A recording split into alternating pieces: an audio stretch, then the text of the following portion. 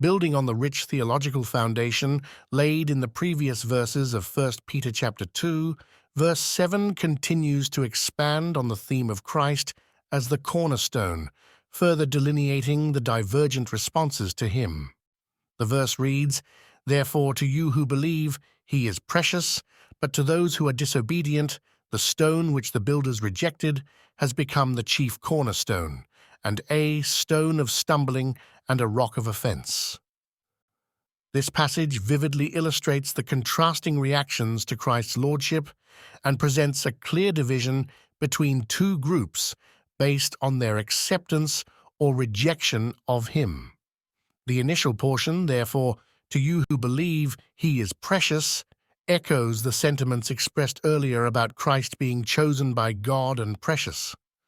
For believers, Christ is not just a foundational element of their spiritual lives. He is treasured and held in the highest regard.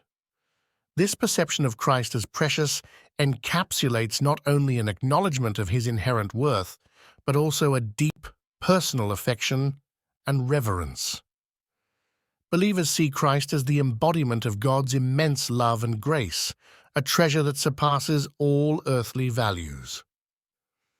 The subsequent contrast made in this verse addresses those described as disobedient, who do not accept Christ's role or his teachings.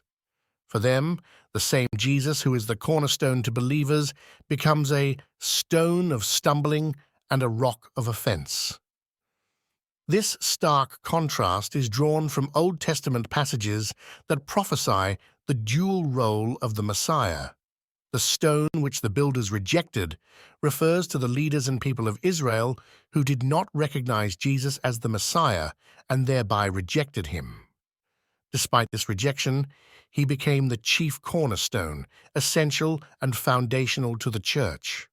The imagery of a stone of stumbling and a rock of offense further underscores the idea that the very presence of Christ provokes a reaction. To those who are disobedient, who resist or reject God's plan and Christ's lordship, this cornerstone does not bring salvation, but becomes a stumbling block. Instead of receiving him as the foundation of a new life, they trip over him, unable to reconcile his teachings or the implications of his lordship with their beliefs or desires. This stumbling is not merely a physical misstep, but a spiritual derailment that impacts their eternal destiny. The concept of disobedience linked to this reaction highlights a deliberate choice against compliance with God's will. Disobedience in this context is not just about breaking a set of rules, it's about a fundamental misalignment with the purpose and person of Christ. It indicates an active and ongoing resistance to the transformative power of the gospel, which is manifested in rejecting the cornerstone, Christ himself. This division is not merely doctrinal, but experiential, affecting how individuals experience their relationship with God and eternity. For believers, Christ as the cornerstone is the basis of all security and hope, the guarantee of God's continued presence and favor. For non-believers, the same stone is a point of offense and conflict, a reminder of their estrangement from God's promises. This verse encapsulates a profound theological truth about the nature of faith and unbelief.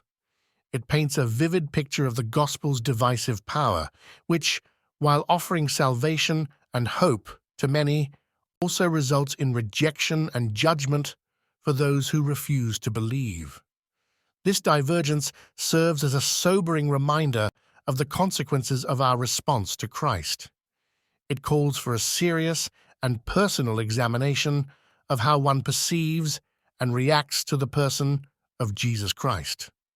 The challenge laid out by Peter urges each person to consider where they stand in relation to the cornerstone, Christ.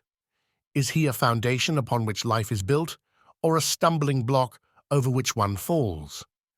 This question probes the heart of Christian faith and summons an honest evaluation of one's alignment with God's ultimate plan as fulfilled in Christ.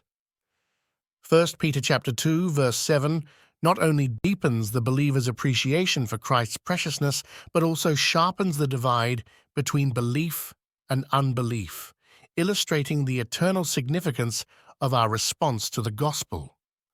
It reinforces the centrality of Christ in the Christian faith and the stark outcomes determined by our response to Him, urging a commitment that aligns with the divine cornerstone, ensuring spiritual security and growth.